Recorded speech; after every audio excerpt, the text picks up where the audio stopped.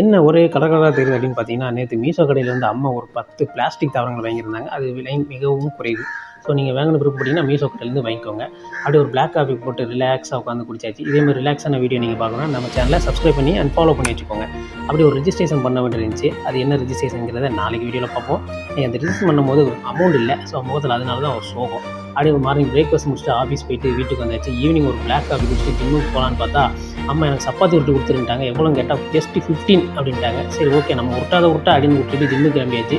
ஜிம்மில் இன்றைக்கி shoulder apps work out தான். ஸோ ஷோல்டரில் ஒரு 4 வேரியேஷனுமே 4 செட்டு போட்டுருவேன். ஏன்னா நம்ம போடுற செட்டே கம்மி தான். சரி ஓகே அப்படின்ட்டு ஒர்க் அவுட் தரமாக முடிச்சுட்டு அப்படியே ஆப்ஸ் ஒர்க் அவுட்டு. ஆப்ஸ்லேயும் ஒரு 3 வேரியேஷனு ஒரு 4 செட்டு. அந்த ஆப்ஸ் ஒர்க் அவுட்டும் நல்லா ஜம்முன்னு முடிச்சுட்டு அப்படியே வயிறு வலியோடு வீட்டுக்கு ஒரு 3 சப்பாத்தி அப்படியே மதியம் ரெடி பண்ணியிருந்த சிக்கன் அப்படியே முட்டை கிரேவி வச்சு அருமையான சாப்பாடு சாப்பிட்டு தூங்க போயிட்டு நாளைக்கு வீட்டில் சந்திப்போம். பாய்.